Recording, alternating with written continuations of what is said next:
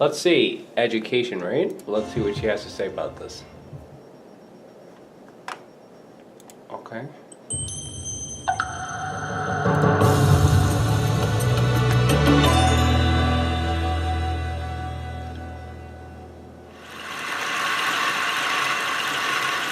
When I was 27 years old, I left a very demanding job in management consulting for a job that was even more demanding. I left a very what job? When I was 27 years old? Demanding. So when I was 27 years old, I left a very demanding job. So please remember this. When we talk about jobs, we will have the word demanding job. You know demanding job, right? What is a demanding job, Yuko? Necessary? No, it's... You should... go on. High demand. Very good. No, you know, a demanding job and a high demand job, they're a little different. So if a job is There are not enough people to work in this kind of job. no, that's exactly what I'm trying to tell you. So if a job is in demand, a job is in demand. If a job is in demand, if a job is in demand, it means many people want this job is needed. There are not enough people in the job. That's exactly what you said. But a demanding job is not like this. A demanding job is different from a job in demand. A demanding job is a job that's difficult, full of challenges. It requires you to do a lot of things. The job demands you to do a lot of things. For example, teaching is a demanding job. I'm not really sure if teaching is a very demanding job. Well, it is demanding. Well, you should also all the time be working and doing things. But some jobs are really demanding. They need lots of skills. They need lots of things. And all the time you got to do a lot of things. So a demanding job is different from a job in demand. Yeah? Some people say, oh, I'm really stressed out and I'm really tired because my job is very demanding. All the time I should be careful a lot. Maybe I could say, I'm not really sure if a pilot's job is demanding, but some jobs are really demanding. Every minute of your job, it's full of responsibilities, the things that you should do.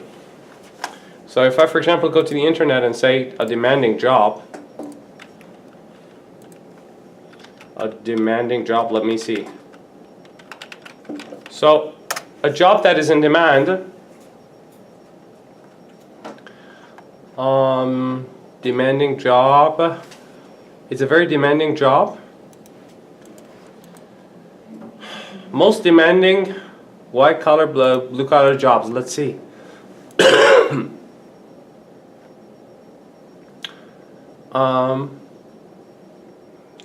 For example, surgeon,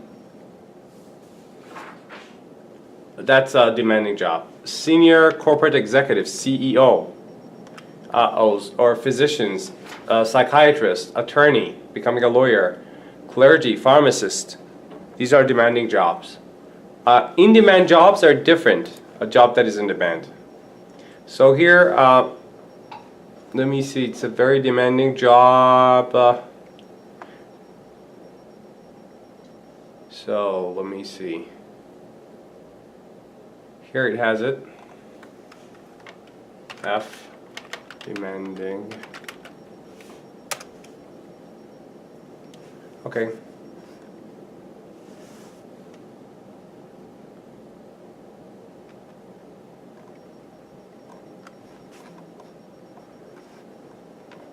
So if it's a very demanding job and thousands of other words, oh, forget it. So let's see. So that's what it means, right? So demanding job. So when I was 27 years old, I left a very demanding job in management consulting for a job that was even more demanding, teaching. Yes? So it means that teaching was more demanding than her management jobs. So at the age of 27, she had a job in management, which is very demanding, right? Because you have to manage a whole lot of people all the time. But according to her, teaching is even more demanding than management. It means the job demands a lot of things from you. You should do a lot of things, right? So I went to teach 7th graders. Remember, 7th graders, 1st graders, 2nd graders. So in education, you say, who do you teach? I teach 7th graders. Means children, students in grade 7. 7th graders. So I went to teach 7th graders math in the New York City public schools. And like any teacher, I make quizzes and tests. To make tests and quizzes, right? Now let's listen to her self-talk, not me.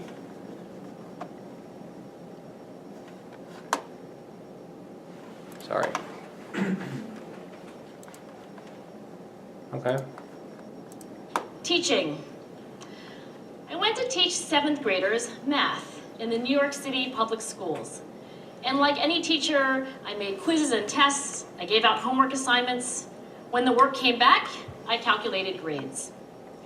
What struck me was that IQ was not the only difference between my best. So what struck me, And suck. so I went to teach 7th graders math in the New York City public schools. And like any teacher, I made quizzes and tests, right? I gave out homework assignments. Yeah? When the work came back, when the homework assignments came back, I calculated grades. But I don't understand what I said. And I like any teacher. And like. Okay. I haven't read it there. I haven't read it there. Yeah, I'm not there yet. So what struck me was that. What surprised me, what struck me was that it was surprising for her. IQ was not the only difference between my best and my worst students. So you know what IQ is? What struck her was that IQ was not the only difference between her best and worst students. Some of my strongest performers, students with better performers, did not have stratospheric would mean like really high, because where's the stratosphere? So stratospheric is very high. You know what stratosphere is? Out there in the atmosphere. Stratospheric IQ scores. Some of my smartest kids were not doing so well. So here, she is shocked that some of her students with the highest IQs were not doing as well as some kids with lower IQs. And that got me thinking. Right?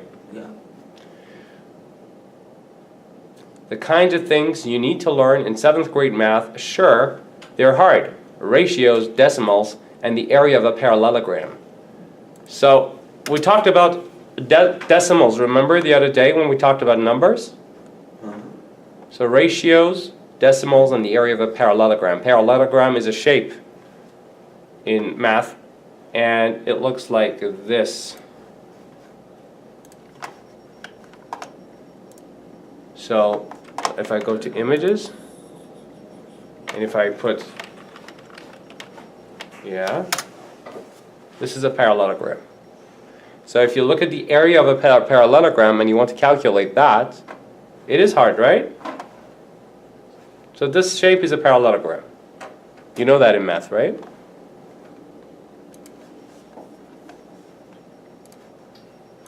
And my worst students. Some of my strongest performers did not have stratospheric IQ scores. So stratosphere and stratospheric or stratospheric IQ scores. Some of my smartest kids weren't doing so well. Some of my strongest kids weren't doing so well, right? And that got me thinking. And that got me thinking. That made me think. The kinds of things you need to learn in 7th grade math, sure, they're hard. Ratios, decimals, the area of a parallelogram. But these concepts are not impossible. But these concepts are not impossible, right? But these concepts are not impossible. These concepts are not impossible. And I was firmly convinced that every one of my students could learn the material if they worked hard and long enough. And I was what convinced? And I was firmly convinced. This is exactly when I say you should use adverbs, what things like with adjectives. Now I was firmly convinced. Strong. Firmly convinced. It's a collocation. And I was firmly convinced that every one of my students could learn the material if they worked hard and long enough.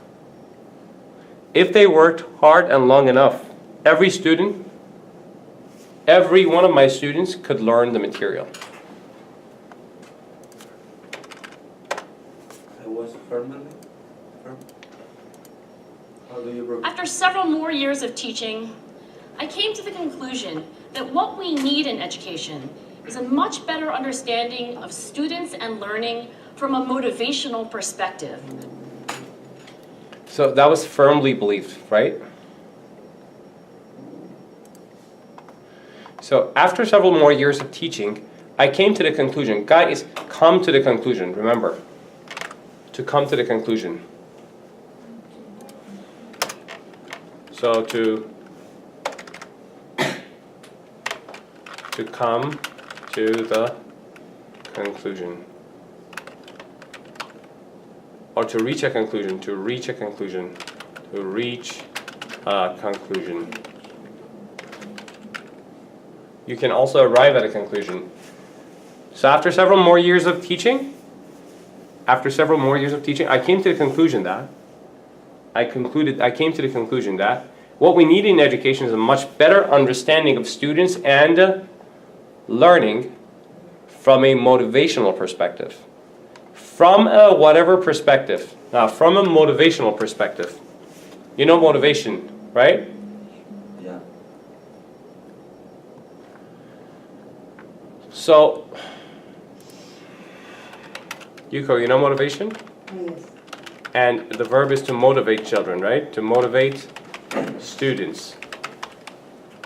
Some students, I would say, lack motivation, right? Some students lack motivation.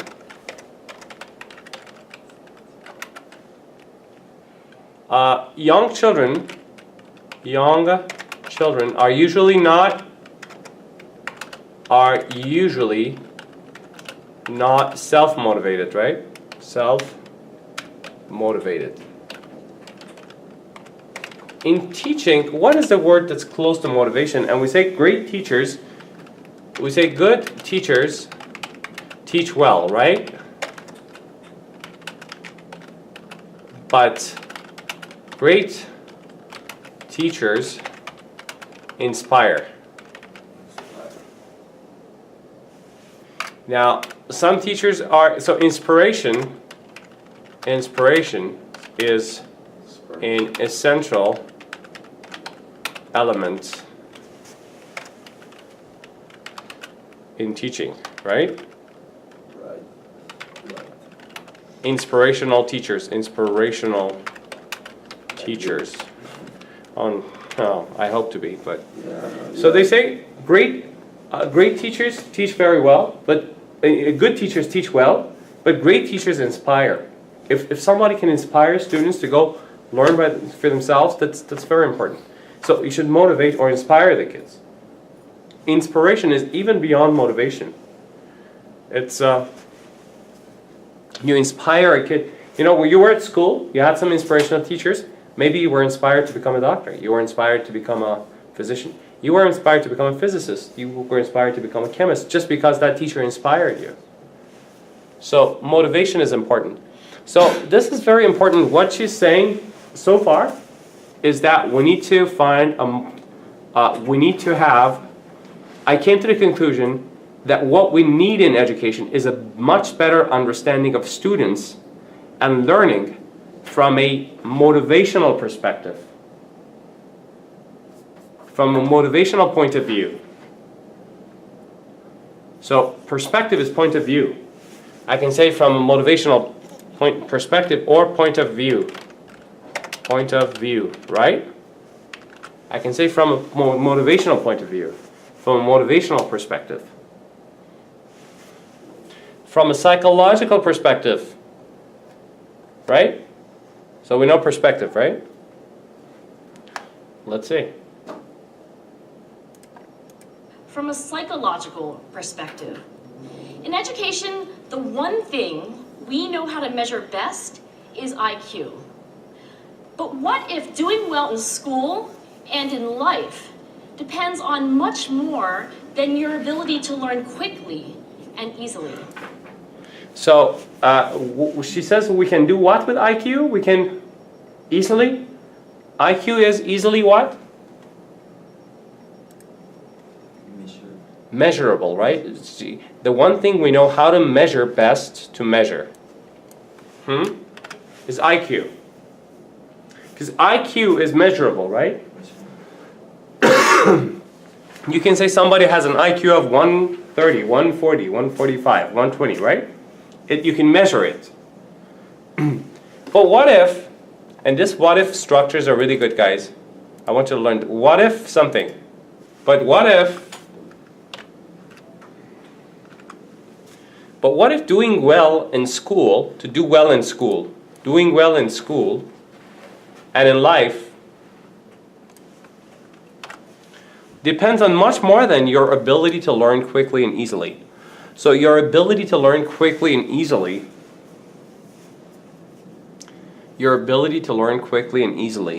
that ability is your IQ, right? It's another definition of the IQ, correct? Because if my IQ is high, it means I can learn faster and more easily, right? What are you looking at? You have the text. Yeah, I know. So, in life, see, our IQ helps us get things faster. And it's easier for people with higher IQ to learn things, right? But she says, but what if doing good in school, doing well in school, and in life, it depends on much more than IQ.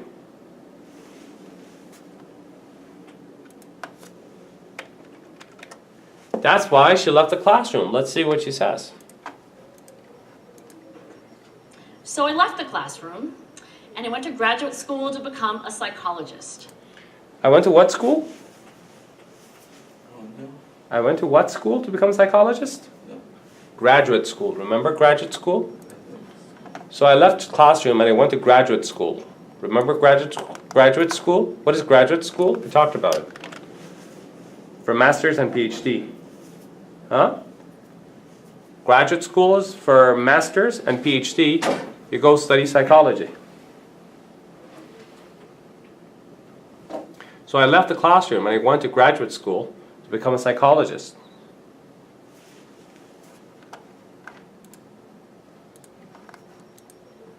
I started studying kids and adults in all kinds of super challenging settings. Start studying kids and adults in all sorts of super challenging settings, right? Start studying kids and adults in all kinds of super challenging settings. And in every study, my question was, who is successful here and why? And in every study, my question was, who is successful here and why? My research team and I went to West Point Military Academy. We tried to predict which cadets would stay in military training and which would drop out. So they went to, my research team and I, first of all, I want you to remember that John, Mary, Jackson, and I, my sister and I, Jason and I, my auntie, my cousin, my father and I. So if you want to say an I, you don't say I and my team. I and my father. You say everybody and I at the end. Now if you say me, you can say me and my research team. Me and Holly. Me and my brother. But my brother and I. If it's I is at the end. If it's me is at the beginning. Just remember this. Plus, my research team and I is more formal than me and my research team. I want you to remember. They went to West Point Military Academy. So West Point Military Academy is a top West military academy in the U.S. Those people who want to go become soldiers and go to join the army, they should go to these. And army students are called military cadets. They are cadets. Cadet. Cadets. So a cadet is a student in the army, in a military university or college. So we try to predict which cadets would stay in military training and which would drop out. Remember drop out of high school, drop out of school? Yes, I talked about high school dropouts and dropping out of school. So when you drop out of school, it's like you quit. So military training is not easy. So many cadets drop out. So their job was to go there and look at these cadets, these students, and find out or guess who will finally drop out.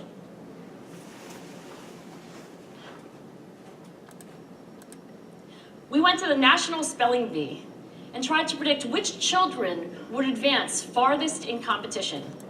So they went to the National Spelling Bee. There's a spelling bee in the US. There's a huge contest. It's about spelling. Okay. So if I show you this, it's interesting. So if I take you right now to, and you see spelling bee. Yeah. So it's like this, 2013 regional, the Y regional.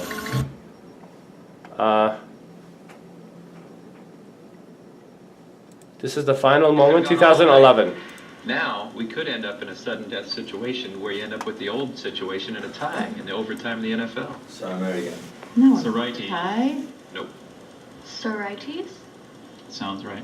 May I please have the definition? An aggregation of more or less related things, facts, or items. So it's just a noun, not a plural noun? Yes, it's a singular noun. Sorites. Sorites. Can I have the language of origin? Greek to Latin. Sorites. Sorites? Another one where you run a risk of overcomplicating. I try to throw a silent letter at the start of this word. Can I have it in a sentence? Josie's Sorites of notes on index cards still needs to be fashioned into a cohesive. Yeah, I have some problem with the sound of this computer. Here's the problem. I said, okay, this was should have been much louder than this computer. So Cohesive essay. Sorites. so this is the national bee in the U.S. Or There isn't really anything else she can pick up on here that would help her. Sorites.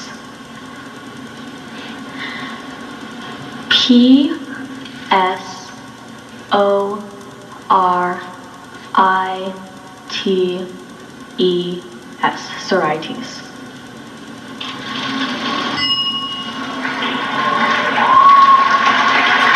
Well, they're giving her the standing O, but she's not done yet. No. This is nowhere near over yet. A lot has to happen to end this. We'll let them cheer for her because she deserves it. yeah, so this is the spelling bee. If you wanted to know what spelling bee is like, yeah. So U.S. National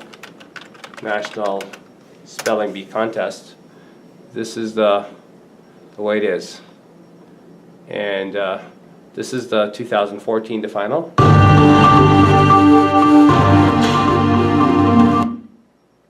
Pepsi Cola Bottling Company. Kerry Watson, candidate for Coleman County Commission, placed. Let's see. This is a county, That it's is not correct. national. Carol Cornett, Fairview Middle School. Barley. Barley. B-A-R-L-E-Y. Barley.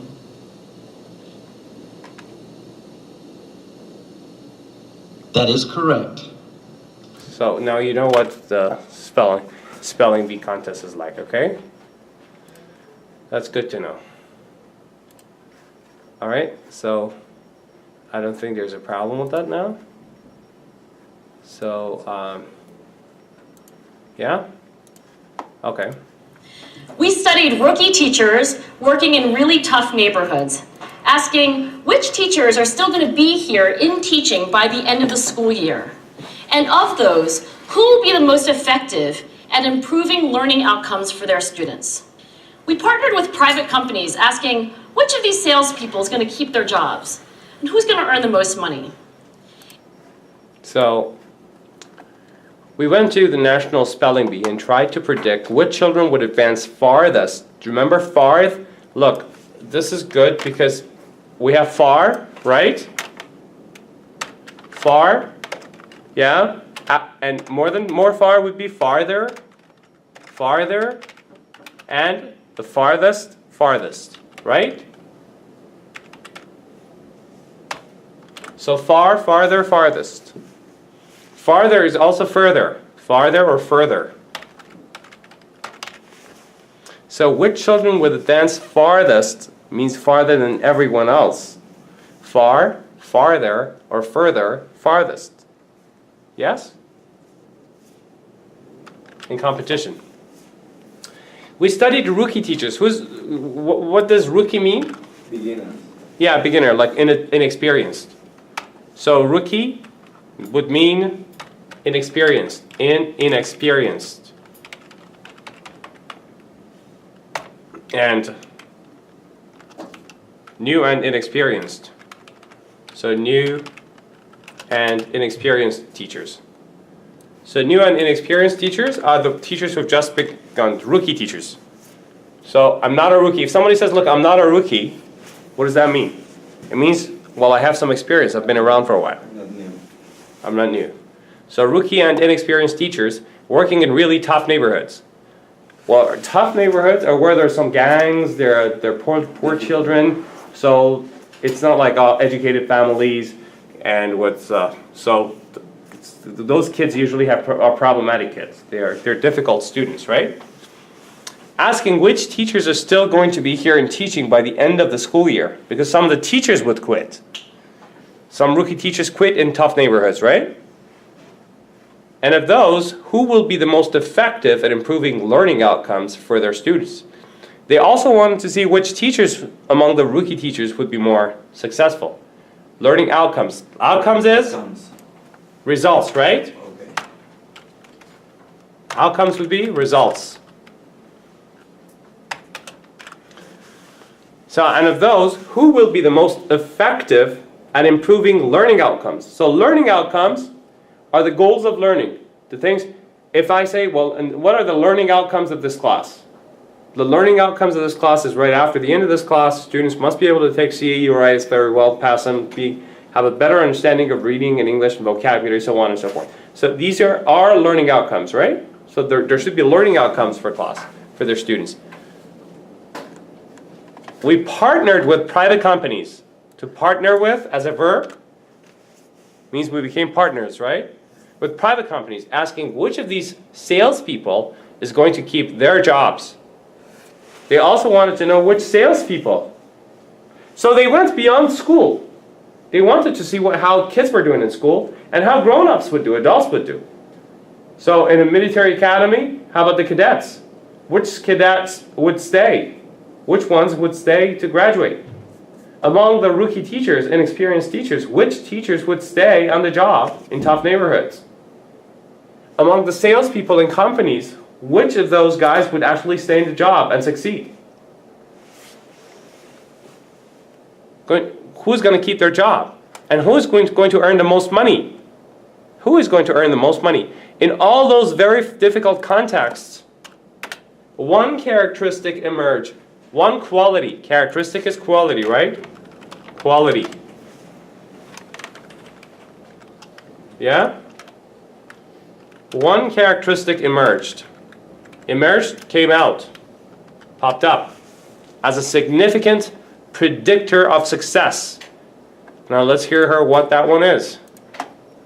In all those very different contexts, one characteristic emerged as a significant predictor of success. And it wasn't social intelligence, it wasn't good looks, physical health. And it wasn't social intelligence, it wasn't good looks, it wasn't physical health. Good looks, appearance, right? Because somebody's beautiful or handsome. And it wasn't IQ. And it was not IQ. It was grit. Grit is passion and perseverance. Wait, let's check out the word grit in a dictionary such as Webster. Or let's go to grit. See, what is grit? See what grit is, basically. Let's see, grit. So grit, very small pieces of sand or whatever, and what else?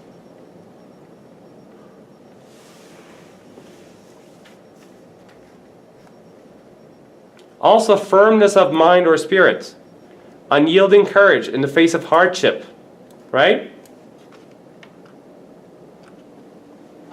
Firmness of mind or spirit, unyielding courage. What is unyielding? If you don't yield, you don't surrender. You don't surrender. You don't give up. Courage in the face of hardship or danger. So basically the same word as we're going to hear.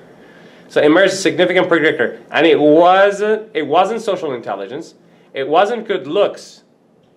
It was not physical health. And it wasn't IQ. It was grit.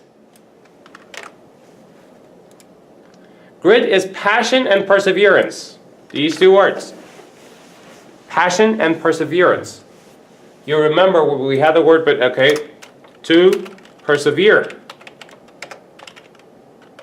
To persist. So we have perseverance and persistence. Right? These two are the most important. And also there's another word that she also uses, stamina. Stamina is staying power. Staying power. Staying power is the power that helps you stay. You don't quit. You have stamina. You are perseverant and persistent. So, perseverant and persistent.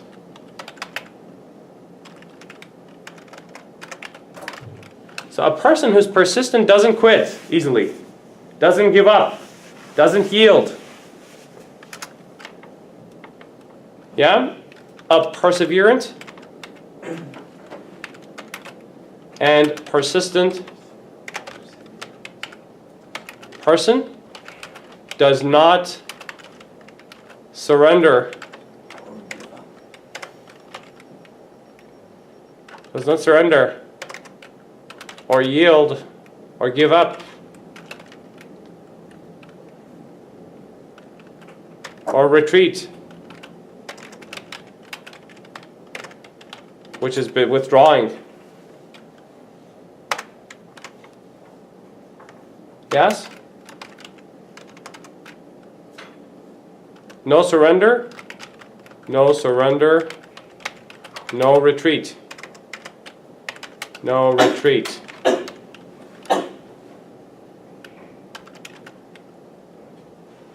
No yielding. If you yield, you surrender, you give up. You know, we say quitters never win, and winners never quit. We also say slow and what? Steady wins the race. Always. Slow and steady wins the race. Always. So remember, perseverance is very important. So if we're talking about grit, people don't really know grit. If you just go out there in society and say grit, it's a word she's using. But if you use the word perseverance and passion, so perseverance and passion, really these two are the two major predictors of success. Maybe my IQ is not very high, but if I persevere in life, and if I persist, I will finally prevail. I'll finally win. So I would say, if you persevere,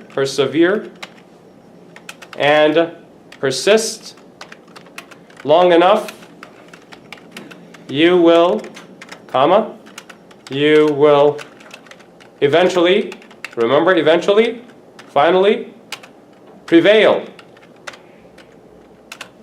Prevail means you'll be victorious, you will win, you'll prevail, to prevail. Prevail. Prevail.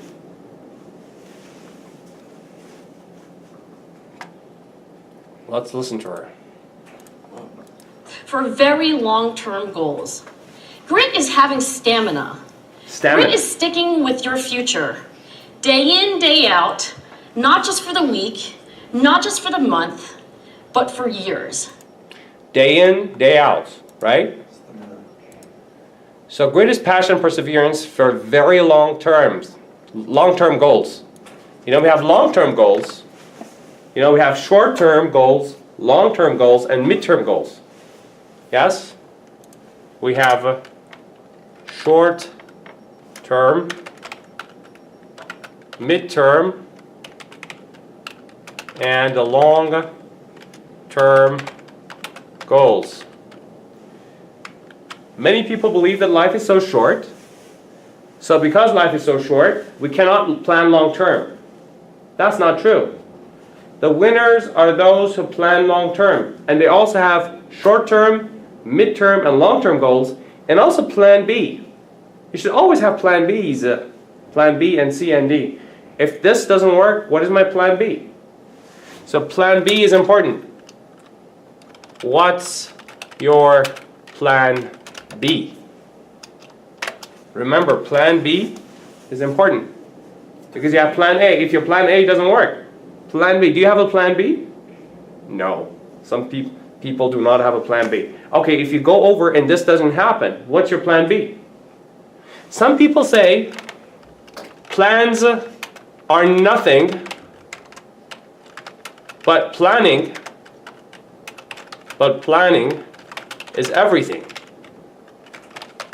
Why? Because one plan may never succeed. You must have so many different plans, but you should always plan, even if your plans just go to the dogs, even if your plans do not succeed. Because sometimes plans do not succeed, and we should plan again, and plan again, and plan again, and try again. They say if you don't succeed once, if you don't succeed once, what? Try again. It's a proverb. If you don't succeed once, try again. They say it's not how hard you fall, it's how high you bounce. Because when we fall, we should bounce. Right? It's not how hard you fall. It's how high you bounce. They also say when you lose,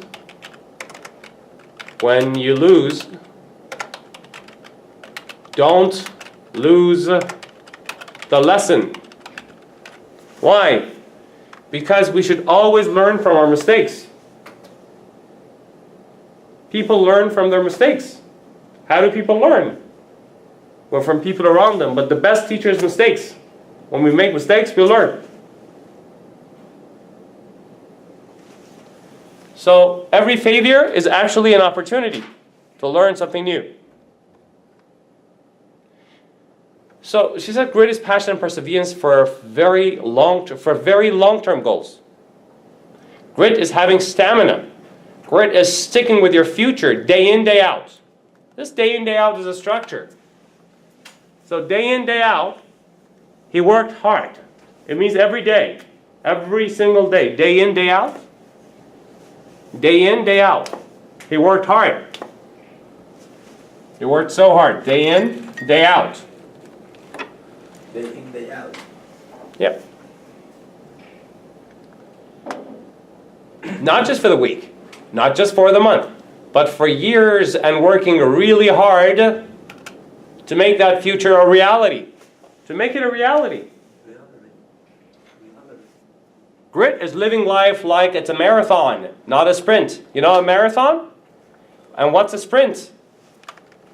100 meters. If you run 100 meters very fast, that's a sprint. But if you run 42K, what? 41K? 42K? 42K. That's a marathon. So life is a 42K. Life is not a 5K. And it's exactly the story behind the turtle and the rabbit, or the hare and the tortoise. So the rabbit looked at life as a sprint and gave up and started sleeping. But the turtle looked at life as a marathon and won. So that's why they say slow and steady, and I'll say it again, slow and steady wins again. Slow and steady wins the game. Or the race. The race. Wins the race. Wins the race. Thank you. Thank you. So, let's see. And working really hard to make that future a reality. Grit is living life like it's a marathon, not a sprint. A few years ago, I started studying grit in the Chicago public schools. I asked thousands of high school juniors to take grit questionnaires, and then waited around more than a year to see who would graduate. Turns out that grittier kids were significantly more likely to graduate, even when So grittier kids were significantly more likely to graduate. matched them on every characteristic I could measure. So let's see. A few years ago, I started studying grit in the Chicago public schools. I asked thousands of high school juniors to take grit questionnaires. You know questionnaire? So when you want to ask a few questions on a list, that's a questionnaire. They took questionnaires and then waited. She waited around more than a year, for more than a year, to see who would graduate. Yeah? Now, it turns out, the result is that grittier kids, those kids with more grit, were significantly more likely to graduate. So significantly, remember the word significantly, that is significantly more likely to graduate. So it means, more likely means more the possibility, the probability, the possibility. He's more likely to. So those with more grit, with more staying power, with more stamina, with more passion and perseverance, with more persistence, with more motivation, they are the ones who are more likely to graduate. Yes? Significantly more likely to graduate. Not just likely, but highly more likely. So, even when I matched them on every characteristic, every quality I could measure, things like family income, standardized achievement test scores, means the test scores, family income, the money that their parents paid.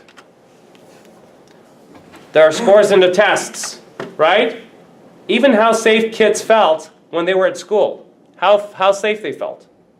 So it's not just at West Point or the National Spelling Bee that grit matters. It's also in school, especially for kids at risk for dropping out.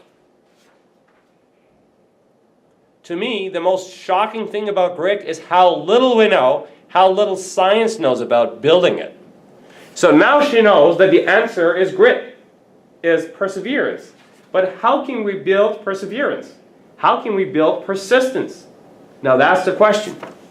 Let's go back to her and see what she says.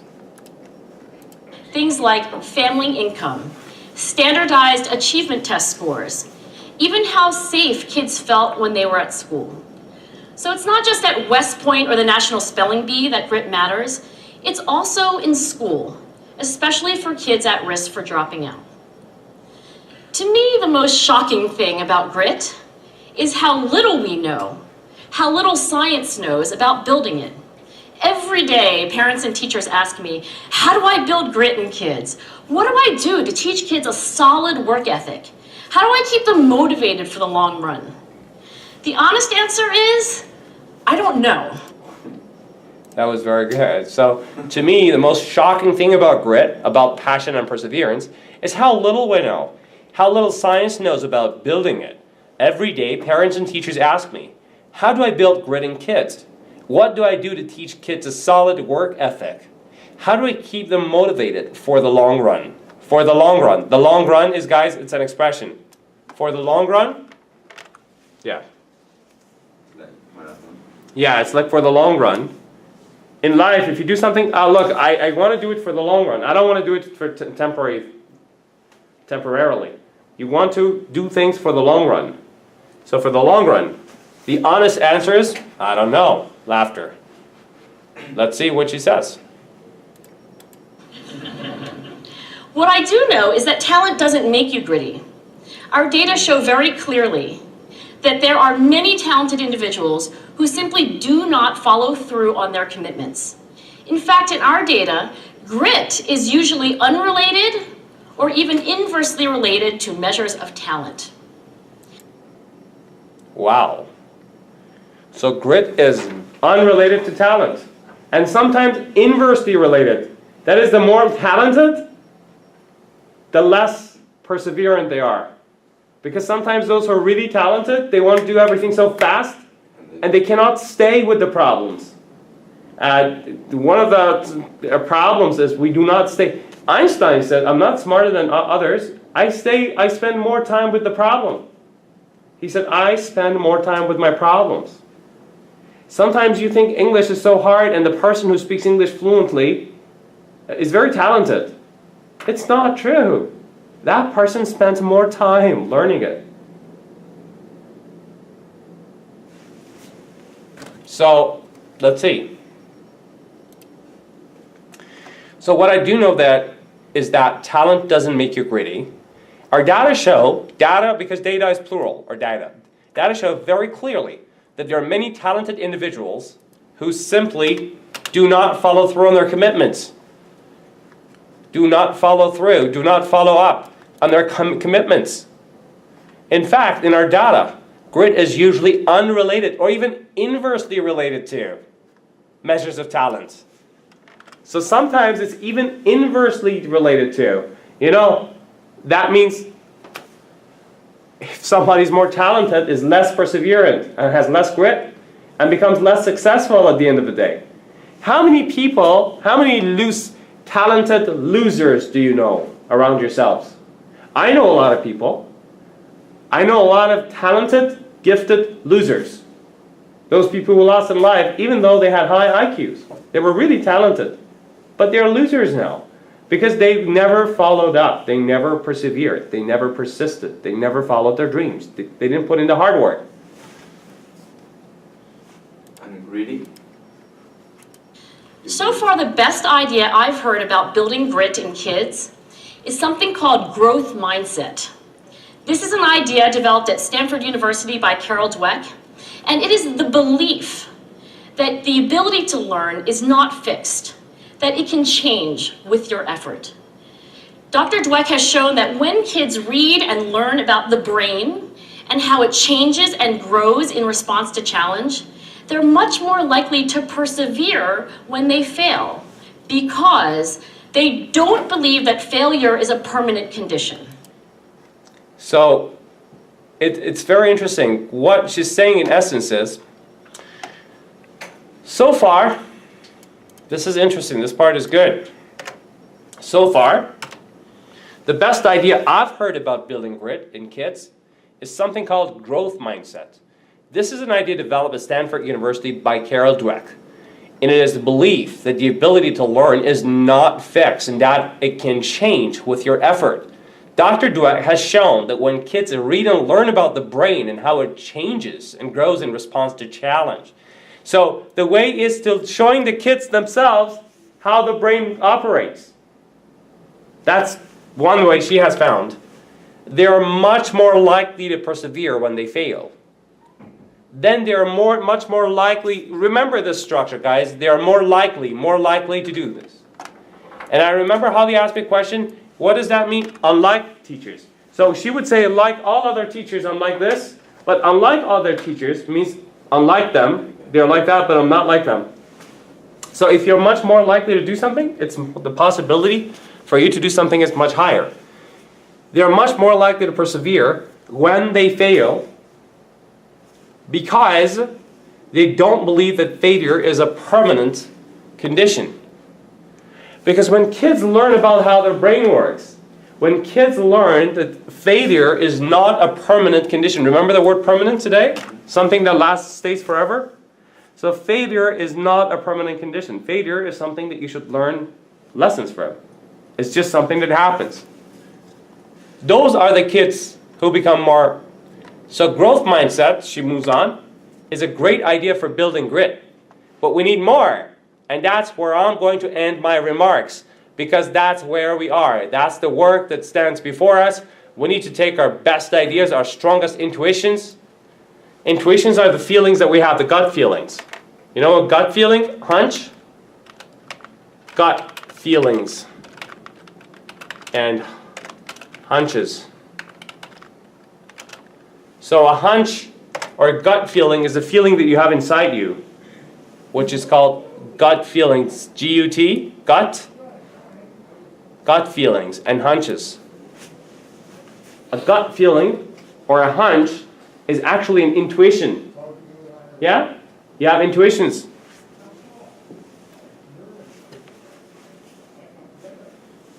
So let's listen to that. So growth mindset is a great idea for building grit, but we need more. And that's where I'm going to end my remarks, because that's where we are. That's the work that stands before us. We need to take our best ideas, our strongest intuitions, and we need to test them. We need to measure whether we've been successful, and we have to be willing to fail, to be wrong, to start over again with lessons learned. In other words, we need to be gritty about getting our kids grittier. Thank you.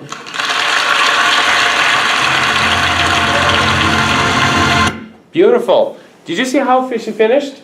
Very well. Only in 6.5 minutes. That was a great performance. We need to be grittier about making our kids grittier, whatever that was the final note she had. Now, remember, guys, do not use this word like gritty outside. First of all, people don't know this word. I mean, say how you should be gritty. People think you're saying greedy. Because, you know the word greedy, greed, and greedy, you know this word? It's not a good thing. If you're greedy, you want more and more and more and more. And like more money, more wealth. And you would do anything to get it. So the greed in the Wall Street made everybody else poor and caused the recession of 2007. Many blame that on the greed of the people. So gritty is different from greedy. This is greedy, that's gritty. Gritty. But still, people don't understand. Say gritty. Go to Darby, say, hey, grit. It's grit. It's like, what? It's the word that she's using. The better words for this concept are perseverance and passion.